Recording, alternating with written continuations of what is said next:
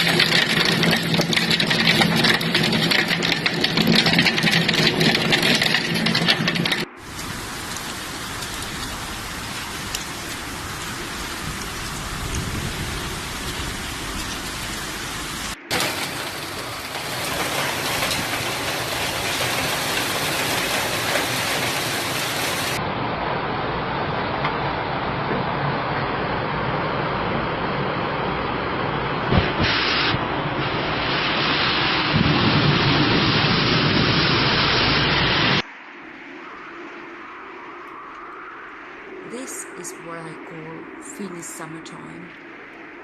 The blizzard dubbed Valtteri could produce accumulation of up to 13-14 centimeters this weekend in some areas. Several